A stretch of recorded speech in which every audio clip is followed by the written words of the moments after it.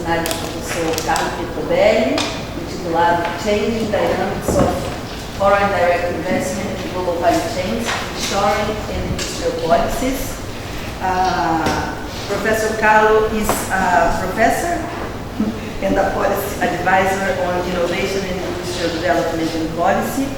He currently holds a UNESCO chair on science, technology, and innovation policies for sustainable development in Latin America at the United Nations University, MERIT, in Maastricht. He is also a professor of economics at Roma University in Italy, where he was Dean of Economics between 19 and 2022.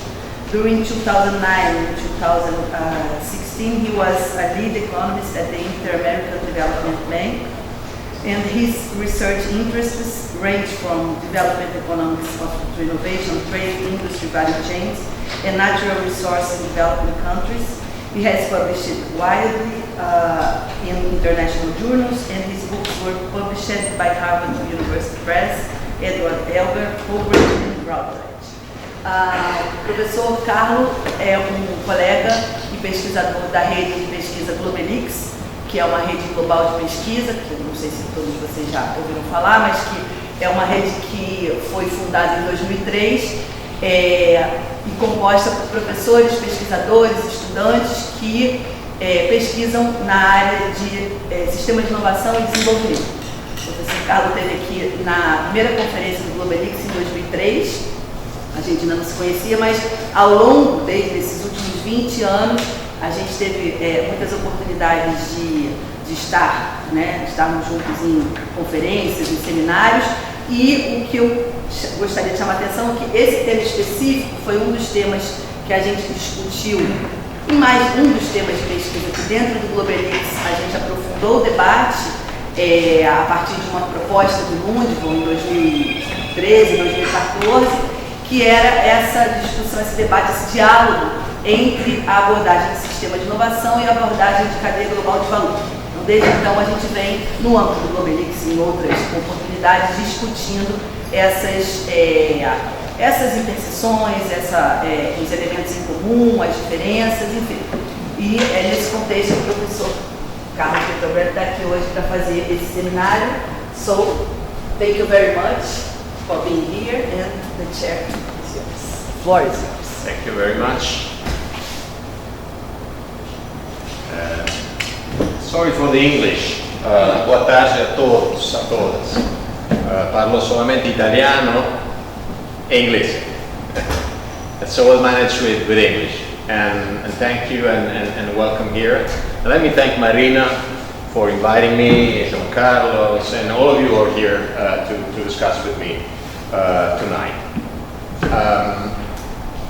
I'm not going to present a paper. It's more some ideas, some thoughts that come from another paper that was published, some work in progress, some thinking related to policy making, which this kind of research is promoting me to do, and so on. So it's going to be a broader analysis than an individual paper. And in particular, I will try to discuss a little bit all this terminology, this jargon that is emerging.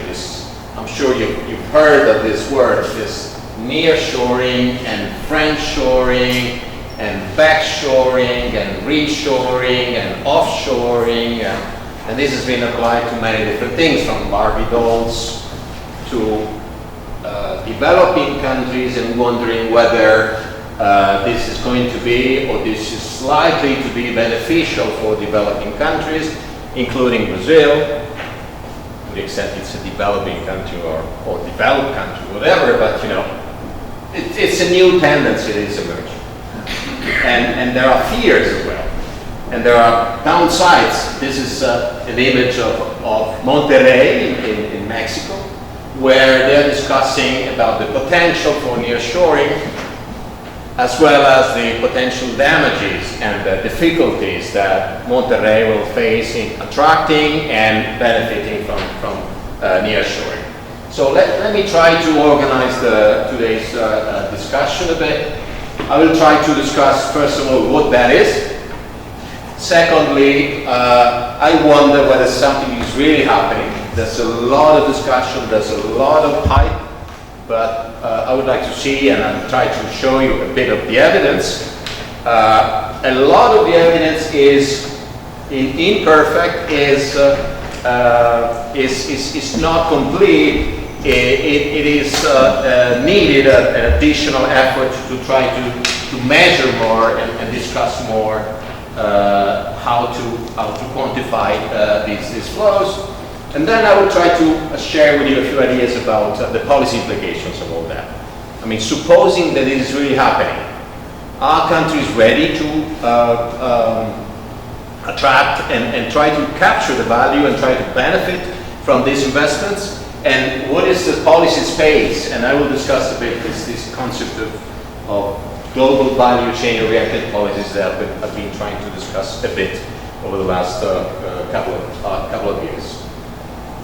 We know the history. There was a story essentially of liberalization and improvement in ICTs and logistics, and made it easier to enhance globalization, promoting international trade, foreign direct investment, this idea of offshoring and globalization. Richard Baldwin writing all the time about these issues. And then suddenly, 10 years ago or so, a number of events happened: rising labor costs, rising uncertainties, conflicts, protectionist policies. So we started reading about reshoring, and some multinational corporations deciding to invest back and move back to where they came from, or modify their structure of production. And more recently, the additional uncertainties related to the pandemic, the fourth industrial revolution, technologies and the technological changes occurring, the trade wars, the actual wars, the uncertainties that are leading us to wonder to what extent these sort of de-globalization, all these changes in international production and international trade are going to be a permanent and structural feature.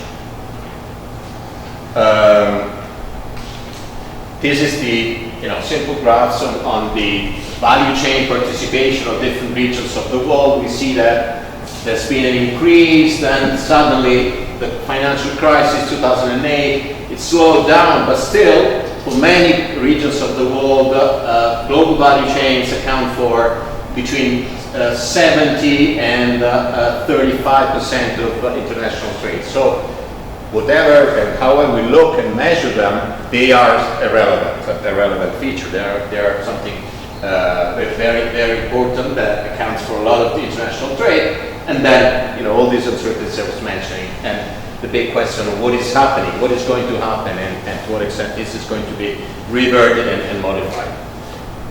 Let me try to explain what this is, because there's been a lot of debates, a lot of discussions, and often a lot of confusion. Essentially, I would explain this idea of offshoring and reshoring and backshoring, considering two different corporate decisions that large companies and multinational corporations make. The first one has to do with the corporate boundary decision, and the other one has to do with the geography, where to carry out the different segments, the different parts of production. And the first corporate boundary decision has to do with the big question between the making or buying. This reminds us of Olivier Williamson and this transaction cost ideas, whereby essentially every company needs to understand to what extent it wants to buy within its boundaries, or wants to make within its boundaries, or wants to buy from outside, and therefore it might decide to rely on domestic divisions and affiliates, or it could source from other suppliers. And then look at the geographical side of the story that has to do whether this same company would like to do whatever it does inshore in the same country, or offshore in a distant country, trying to exploit the advantages of operating part of the activities elsewhere, responding to comparative advantages, or responding to an existing high demand for the goods they produce in that country, or looking for technology they can acquire in this country, and so on, and deciding where to locate their activities. So if we cross this corporate boundary decision with the location and the shoring decision, we come across a number of possibilities. And what we are discussing today is essentially here. These are essentially decisions that enterprises make to locate their activities in the vicinity of the company, nearby, and they can do it by making or buying and relying on whenever they decide to buy, they can strike different kinds of agreements with other companies in the same region, or they could decide to make it themselves in a vicinity, in a nearby region, and establish an affiliate or a totally or partially controlled company in a nearby region. Or regional partnerships, something in between, doing and locating part of the activities in different countries of the region. So we're really discussing these intermediate solutions that can take very different forms. It can be equity-related investments, or it can be non-equity agreements, partnerships of different kinds, agreements to buy, agreements to produce jointly, or to transfer technology, or to transfer specific practices. And there's been a lot of discussion on the possible determinants of this tendency of reshoring. And some authors have been arguing that this reshoring would be the result of wrong decisions, correcting what had gone wrong, and what had been decided on wrong assumptions. For example, realizing that transport costs are not so low, and therefore it is costly to carry out parts of production very far away, and therefore they started moving back part of the production activities. Or in some cases, it's been firms' adaptations to a changing context, with changes in relative wages, whereby it wouldn't be convenient any longer to keep producing in distant countries, say in China or other countries, or pull factors whereby government incentives and governments would try to pull and attract investments by companies. And of course, there's the whole process of technological development, and it's also changing. So the extent of digitalization and automation and the use of robots in production processes is also changing the relative convenience of carrying out different activities in different countries, and the uncertainties that are related to the current developments in the world. And the second part, the second discussion I would like to start here is how to measure this. And my argument is that all the measures we managed to have and collect so far tend to be very imperfect. Because the idea of nearshoring or reshoring is related to enterprise decisions and enterprise strategy. So in principle, we should know the details of the decision made by a firm and understand the reasons. And the evidence on that is very limited. It is often only related to case studies, which are interesting and very rich, but at the same time, they lend themselves very little to comparisons. And there are otherwise possible sources that have to do with foreign direct investment or international trade. In a paper that we just published in Transnational Corporations Journal with a colleague, we tried to measure with macroeconomic data and with international trade data the existence of nearshoring in Latin America. And more recently, we're trying to use foreign direct investment data to try to proxy with some appropriate measures this phenomenon. When we used international trade data, for example, we looked at we did several exercises. One thing we did was to look at from the perspective of the United States and wondering where they buy the value added from, where corporations buy the value added in terms of gross imports or in terms of intermediate imports. And what we observe here, I mean, the most recent data that were available were up to 2019, and we would see that recently the amount and the share of gross imports and intermediate imports bought from China has been decreasing a little bit to the advantage of purchases from Mexico and from Europe. A similar picture is available as far as intermediate imports are concerned. Canada comes up very important due to the international trade agreements existing between North American regions. But this only tells us something about whether US corporations would buy, would import from other countries. But didn't tell us anything about whether they were deciding to carry out larger shares of production at home, which would not be reflected by international trade data. And this is something we did here, where we computed the share of US imports as a percentage of domestic demand. So to what extent is domestic demand fulfilled by imports? And we see here that there's still a very high reliance on Chinese as well as Mexican imports to fulfill domestic demand. So it's the existence of strong imports and strong imports of intermediate goods is very relevant, and the evidence seems to confirm this tendency. Yet at the specific level of case studies, there's a lot of discussions in several parts of Latin America, northern Mexico, Monterrey, where the evidence of new investments coming from corporations such as Tesla and others is beginning to emerge. There's no data, there are commitments. At the same time, there's a big discussion about the structural problems that are likely to constrain these investments in that state. Being Monterrey, the most congested city in the country and the 11th most congested city in the world. I would have thought that Rome is very congested, but reading about Monterrey was finding relief a little bit. And public transportation, very limited. Water crisis that you may have read about.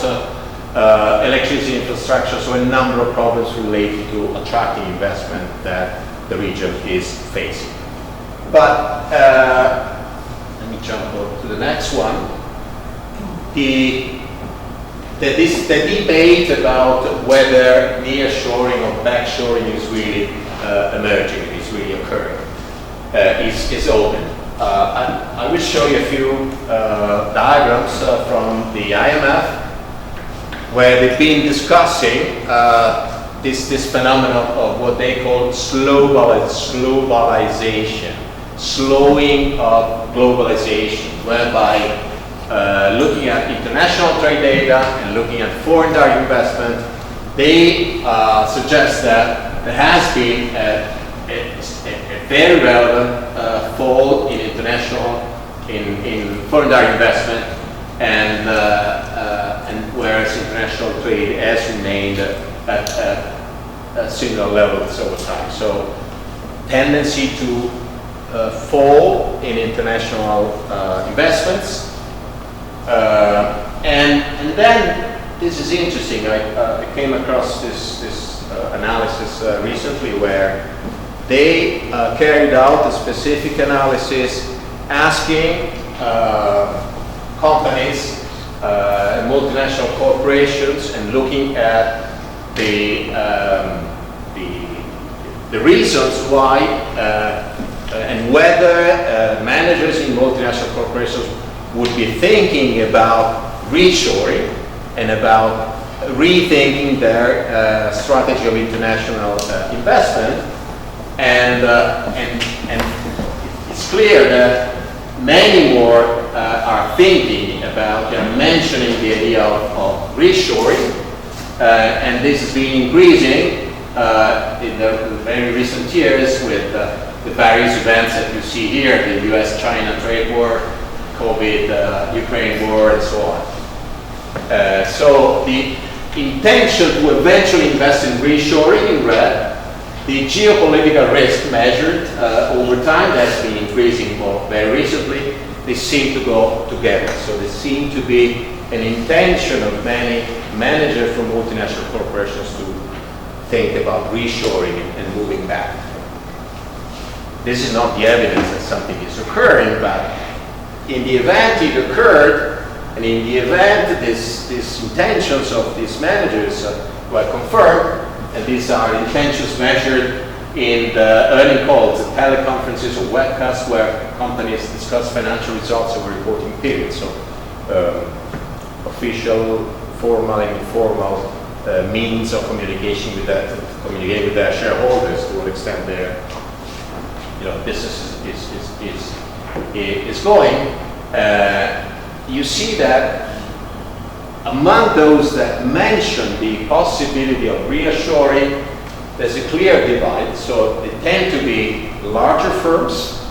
They tend to be firms with more intangible assets. They tend to be more profitable firms. So this appears to be a phenomenon that is more considered as a possibility by larger firms, more profitable firms, and more knowledge and technology intensive firms with stronger intangible assets.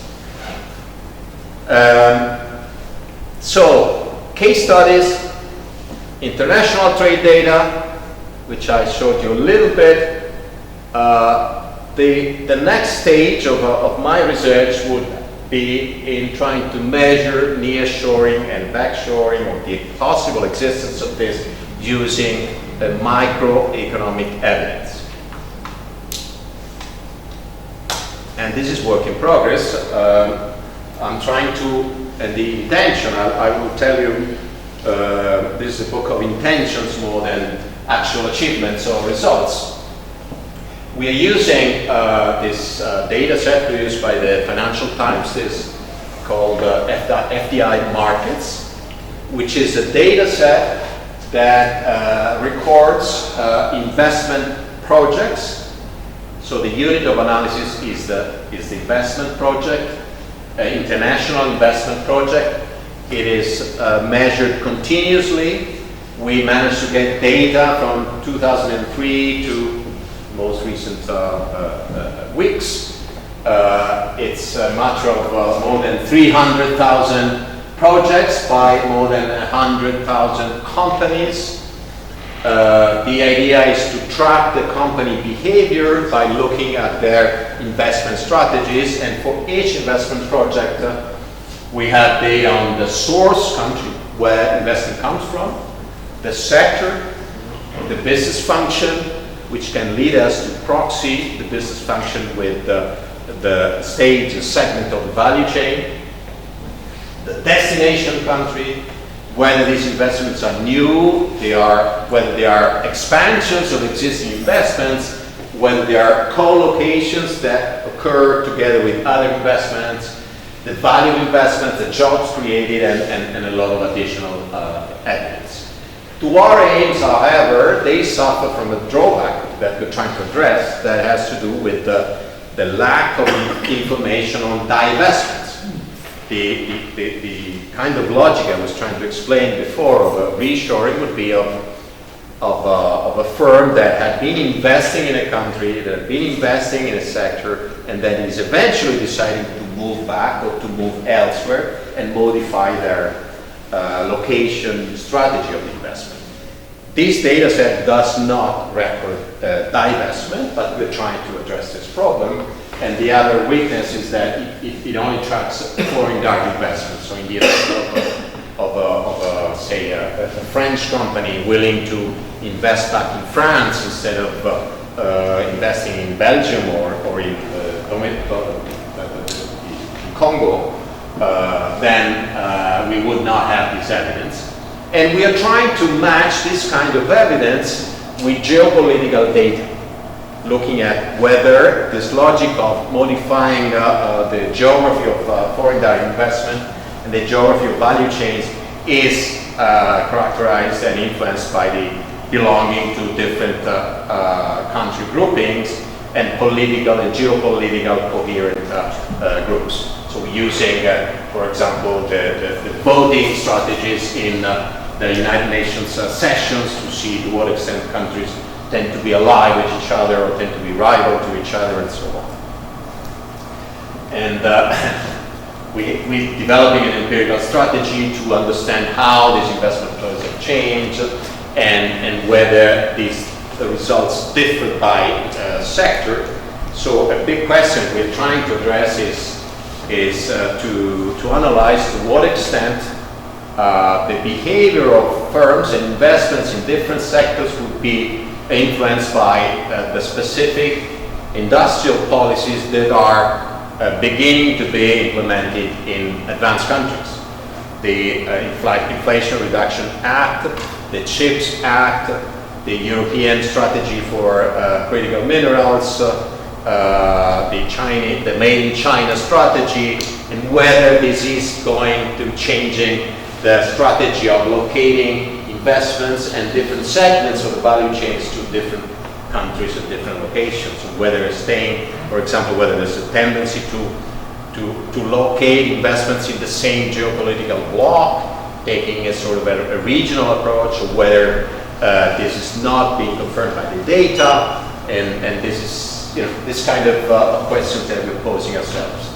And the evidence that we obtain, let me give you a sample of this, is, for example, if we try to analyze the number of projects from US companies to different regions, taking the stand of a US corporation and wondering where they are investing and whether it's changing over time. And then we see, you have a summary of this diagram here, but this is a total number of projects over the last 20 years.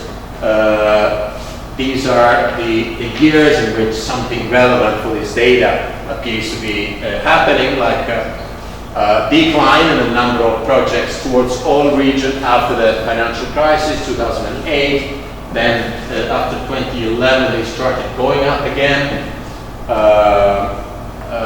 There's been this light green is the investments from the US to Asia, and we see that the numbers have been going down, but they went up again after the COVID in 2020.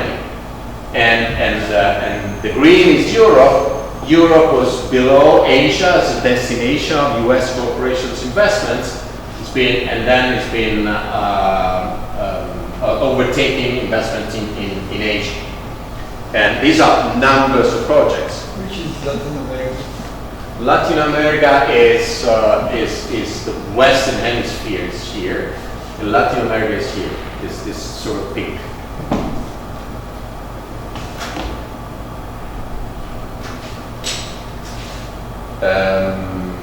And if we looked at the shares, what I showed you before were the numbers of investments.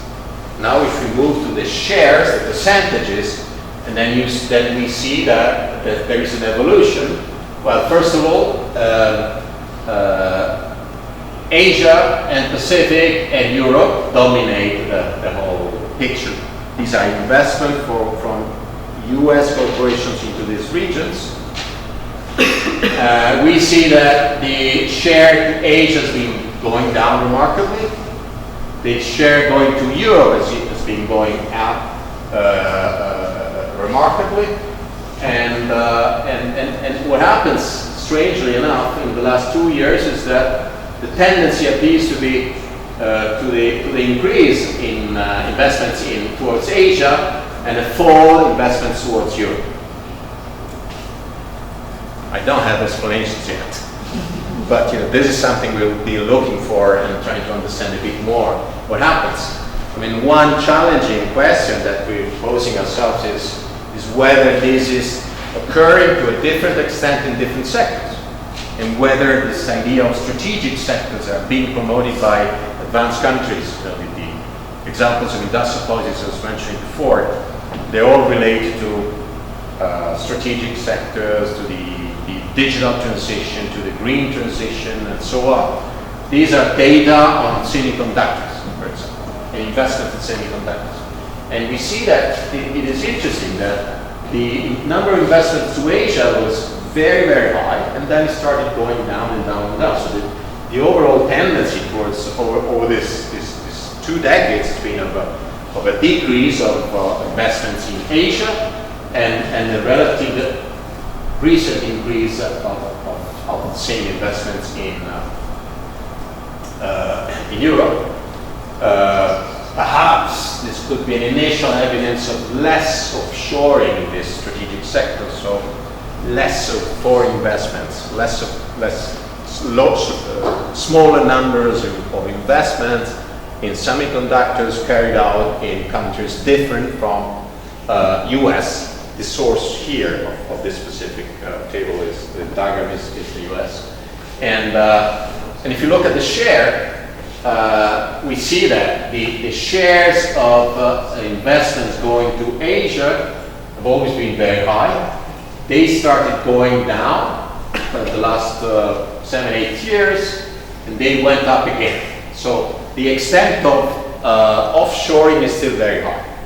I mean, an overarching result is clearly that the extent of investments abroad and the shares of foreign investments also in a strategic sector like that is always very high. All right, so far on the preliminary evidence and the possible sources that we're trying to use. We were motivated by the big question whether this nearshoring and this, I mean, in newspapers you must have read this idea of friendshoring, whereby countries should start investing only where your friends are, which I wonder what that means, and I wonder whether being a friend and making business with somebody is really being a friend in political terms. So we know that all countries have been doing business in countries that are not necessarily political friends in political terms. So it's a very, very shaky and uncertain concept, but it's been used very frequently all over the place. I mean, in advanced countries in Europe, it's still very, very frequently used. So we wanted to see and go a little bit beyond these labels and ask ourselves whether this is really happening. So, preliminary conclusion, this is happening to some extent, not too much. I tend to believe to the technological explanation that was put forward by authors like Tim Sturgeon or Daria Taglioni and others, where they speak about massive modularity. In some sectors, the production process has become so modular with very specific skills and with a diminishing number of providers that makes it very hard to replace providers that you used to contract, say in China or in Vietnam, with others, because the technology involved is difficult. So dismantling this way of organizing production that was built over the last 2 or 3 decades, I think is going to be very difficult. But that's the feeling I have. Now, let's try to make an experiment and ask ourselves, suppose that this nearshoring were really happening. Suppose that we are really going to face this phenomenon. Then we should start wondering to what extent this is going to be advantageous to various countries. We should take the stand of advanced countries or countries hosting investment or countries, source countries from which these investments come, and start asking ourselves whether there's a room for policy and what policies could do, and whether there's room to, and there's the possibility of exploiting these chances that might be emerging. And in the paper I was mentioning before, we started discussing and measuring a concept of reshoring readiness. suppose that the big multinational corporations of the world decided to reshore and reorganize their production processes and move part of their investments elsewhere, in different places from where they used to invest. Would Latin America be ready to, one, attract these investments and to eventually benefit from these investments? We know, the literature has shown that the FDI by itself is not enough to promote and help industrial development. Countries need to have domestic investments in technological development, in infrastructure. Local firms need to invest themselves to try to extract the potential technological spillovers that may come from foreign investment. So FDI by itself would not help create development, industrial development, or technological opportunities. But so we put together a number of data and indicators on all Latin American countries, wondering whether Latin American countries would be ready to attract and they would be ready to exploit the potential. The evidence, the full evidence is contained in the paper. In a nutshell, I would say that most Latin American countries do not appear to be ready to nearshoring, neither to attract nor to benefit. In terms of attraction, it's only Mexico a little bit, Costa Rica a little bit, very little else. But the second message I would like to convey is that this preliminary evidence is not only related to being ready to attract potential for investment, but it also has to look into the capacity to exploit the opportunities. And this is related to a number of indicators we put together, like research and development expenditures, researchers, IPRs, human capital, what we would call the innovation system hosting these investments in the hosting countries. And more on policies, I would like to share with you a bit of the analysis that we've been carrying out with colleagues. We published recently a special issue with the Journal of International Business Policy, where we were asking ourselves whether the advent of global value chains is changing and needs to change the way to conceptualize and put in place policies, and what kind of policies, and whether Gvcs need to force policymakers to redefine the options for the policy options. And we did a long literature review. The special issue contains a large number of papers, of examples, and a lot of case studies on specific policies that had in common a value chain approach, a value chain idea. And we managed to develop a very simple taxonomy, 4 kinds of policies that are related to global value chains. The first one has to do with participating. First of all, let me play and enter the value chain. Secondly, let me try to gain out of that and capture value. And different governments have been doing and have been putting in place policies to try to capture value.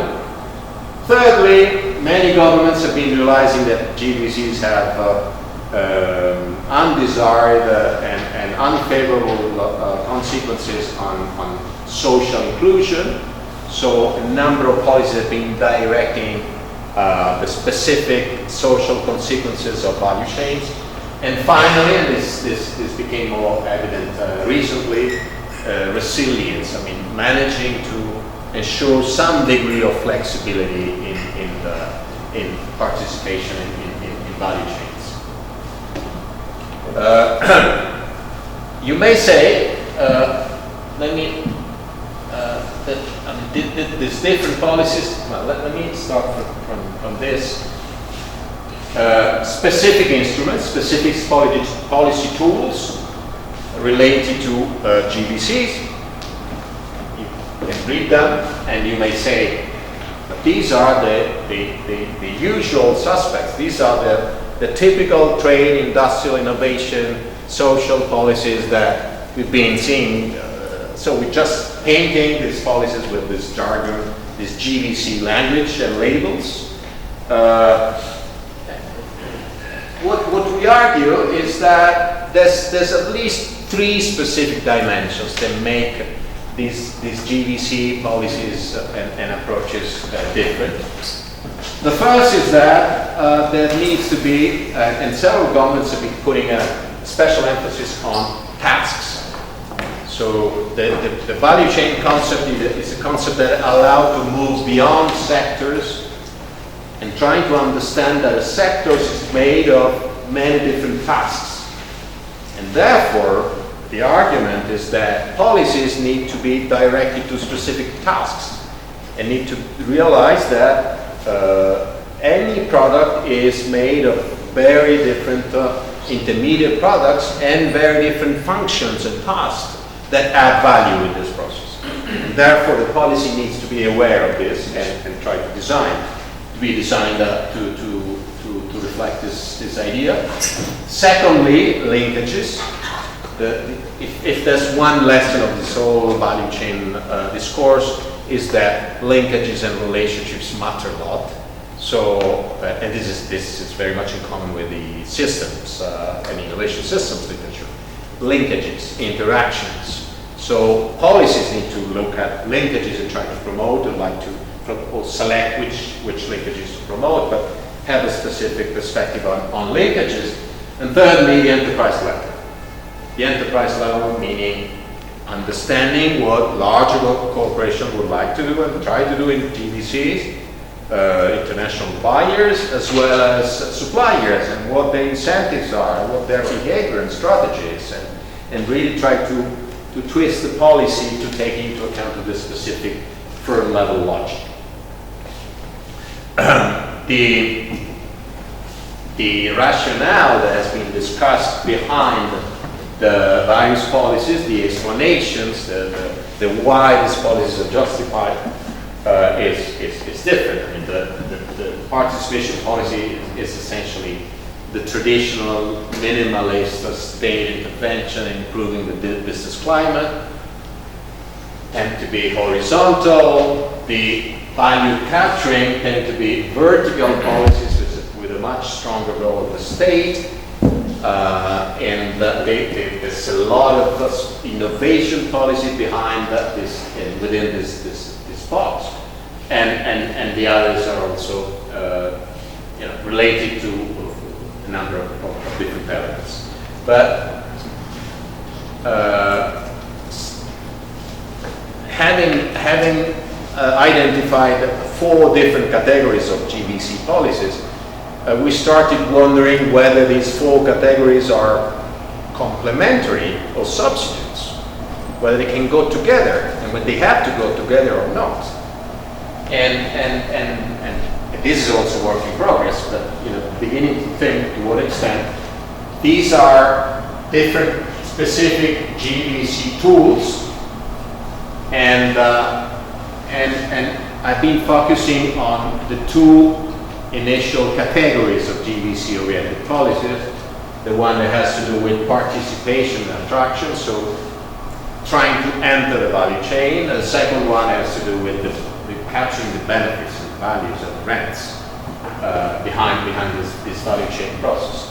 And these are specific tools, and there are tools that tend to go very much towards one side of the diagram, and others that go very much to the other side of the diagram. So I would expect that, for example, a policy that, like a local content policy that aims at capturing as much value as possible, would have an undesired effect on participation that might discourage firms from investing in the country because of the fear of being too much constrained by local content policy. So we're facing a little bit of a trade-off here.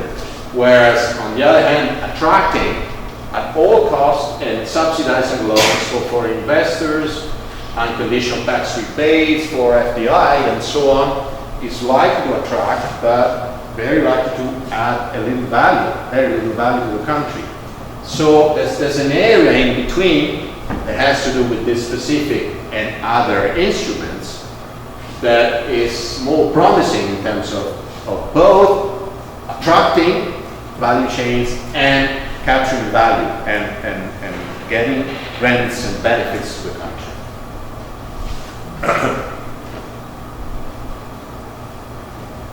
and there's one, and this is the last slide I would like to show you and briefly discuss with you. Because as usual, the complexity of industrial policies and GDP-oriented policies and so on is not so much on what to do, but how to do it, and how to put in place, and how to design and to know exactly what needs to be done. And there's a lot of literature and a lot of evidence that has been proposing that the answer needs to come from a clever interaction between business and government, and possibly other actors. This is what used to be called modern industrial policy. It's not modern anymore because Roderick and Hausman and others started writing about that already 10 years ago or more. But this idea of public and private, business and government and others interacting. And in terms of bringing this kind of discussion to a world of value chains and FDI and possible reshoring or backshoring and so on, I was wondering, I tried to experiment and looking for cases and examples where this logic of government, business, and clever interactions to design what policies need to do and how to implement them could take the shape of a value chain council. So ruled by the idea of a sequence of activities that each contribute to add value, like a value chain, and really bringing the different actors and defining jointly what needs to be done, and then finding ways to implement it and so on. And there are experiences in Latin America, these mesas ejecutivas, I guess you've heard of them, but Peru or Argentina have been experimenting with this sector-specific mesas, round tables or arrangements where the different actors involved in a specific sector, say the forestry or the fishing or the wine or the pisco in Peru and others, were convened to discuss, to share experiences and to jointly define the possible solution to be implemented to the problem that the value chain of the specific activity was having. In the experience of Peru, that did not take very much the shape of a value chain, rather a sector or a subsector, but there's room to discuss and wonder whether a value chain approach would work in that regard. Coordination is a key word here. Whenever an epistemic community, so a common way of understanding, a common language, a common understanding of problems would help the functioning of this kind of institutional arrangements. Of course, being a value chain, and often a global value chain, there's an international, multilateral dimension, because the value chain is embedded in international trade and international investment, and therefore, ideally, this concept of value chain could be developed at a multilateral level as well, engaging different countries, perhaps within a context of of regional integration, and discussing issues of common interest and finding some joint solutions. That's a bit of an hypothesis, or an idea that I'm trying to explore and discuss trying to reflect on the GVC ideas with the need to develop and implement clever policies to combine GVC attraction as well as capturing value and capturing rents in value chains. Summing up, what did we do today? A reorganization of FDI and GVCs appears to be happening. Not easy to measure it. We're trying to measure it with firm level evidence and data. There is room for policies and mechanisms that might help policies make. Thank you very much. I'm here to discuss with you.